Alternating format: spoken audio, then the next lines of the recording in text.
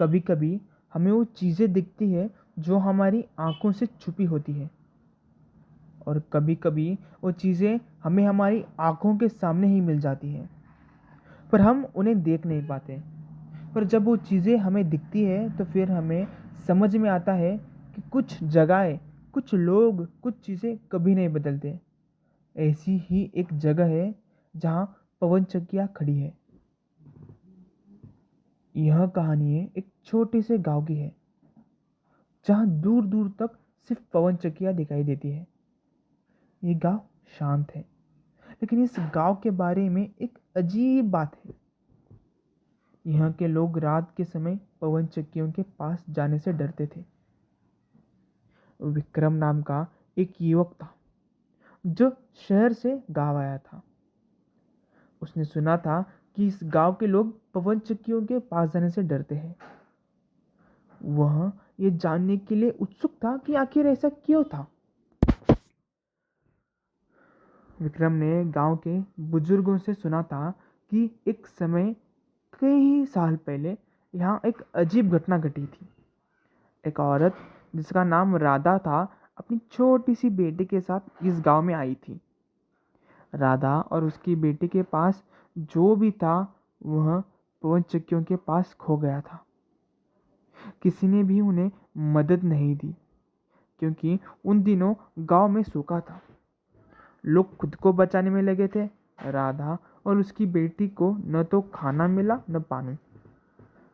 अंत में एक रात राधा ने अपने हाथों से अपनी बेटी की जान ले ली और खुद भी पवन चक्कियों के पास अपनी प्राण त्याग दिए। उनकी आत्माएं पवन चक्कियों के पास बसी और रात को वहां कुछ अजीब होने लगा। विक्रम ने सोचा, इतनी पुरानी बातों में सच्चाई हो सकती है या नहीं, यह तो देखना पड़ेगा। उसने रात में अकेले पवन चक्कियों के पास जाने का मन बना लिया। जैसे ही विक्रम पवन चक्कियों के पास पहुंचा, उसे एक अजीब सी ठंडी हवा महसूस हुई। अचानक चारों ओर से एक आवाज आई, जैसे कोई रिया रहती हुई कह रही हो, मुझे देखो, मुझे देखो। विक्रम ने डरते हुए इधर उधर देखा, लेकिन कुछ नहीं दिखा। वह हिम्मत जुटाकर पवन चक्कियों के करीब गया। उसकी नजरें घुमा के पवन चक्कियों के घूर्णन को की दिशा में थी। वह बिना किसी आवाज के घूम रहे थे, जैसे कुछ बहुत पुराना चालू हो। फिर अचानक एक कटी फटी आवाज आई, विक्रम। विक्रम के शरीर में जैसे करंट दौड़ गया। वो पलट कर देखा, लेकिन कोई नहीं था। वह डरी हुई आवाज फिर से आई, विक्रम, मैं हूं राधा, मैं हूं राधा। विक्रम ने दौड़ने की कोशिश की, लेकिन उसका पैर जैसे जम गया। उसकी आंखें के सामने अचानक राधा और उसकी बेटी की आत्माएं आ गई। दोनों की आंखें काली और पसीने से सनी हुई थी। उनका चेहरा पागलपन की ओर झुका हुआ था, जैसे कोई पूरी रात रोता हुआ हो। तुम क्या चाहते हो? विक्रम ने कांपते हुए पूछा। तुम क्या जानते हो विक्रम? राधा की आवाज और भी भयानक हो गई। हमारी मौत का बदला, तुम्हारी नींदें, तुम्हारी शांति। अब हम सिर्फ तुम्हारे ख्वाबों में रहेंगे जब तक तुम हमें शांति नहीं दे देते। विक्रम का दिल घबराहट से भर गया। उसने कांपते हुए पूछा, क्या तुम मुझसे बदला लेना चाहती हो? राधा की आत्मा हंसी, तुम अकेले नहीं हो विक्रम, हम अब तुम्हारे साथ हैं हर जगह। उस रात के बाद विक्रम ने जितनी भी रातें बिताई वह अकेला नहीं था। हर रात पवन चक्कियां उसकी खिड़की के पास आकर उसे आवाजें सुनाती।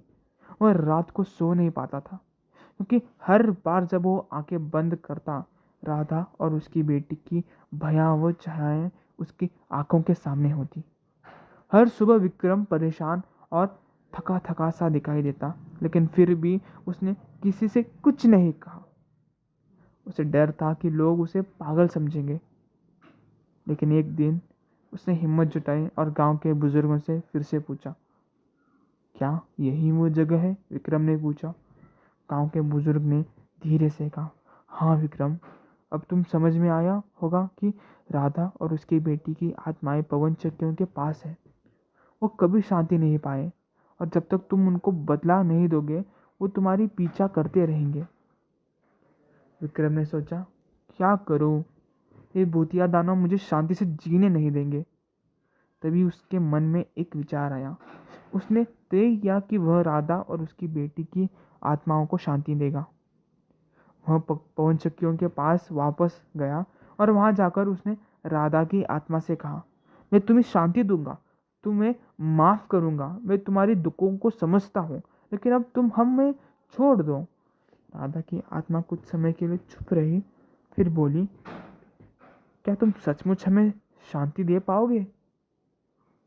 विक्रम ने सिर झुकाया और कहा, हाँ राधा, तुम और तुम्हारी बेटी अब शांत हो, शांत रहो। उसके बाद से विक्रम ने देखा कि पवन चक्कियाँ धीरे धीरे रुकने लगी और वह आवाज़ें जो उसे रात भर परेशान कर रही थी अब बंद हो गई। विक्रम ने गांव को बताया कि अब वहाँ शांति लौट आई है।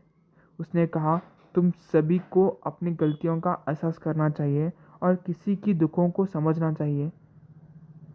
केवल तभी हम सच्ची शांति पा सकते हैं। अब विक्रम हर दिन पवन चक्कियों के पास जाता है, लेकिन वह उसे कोई भूत नहीं दिखता।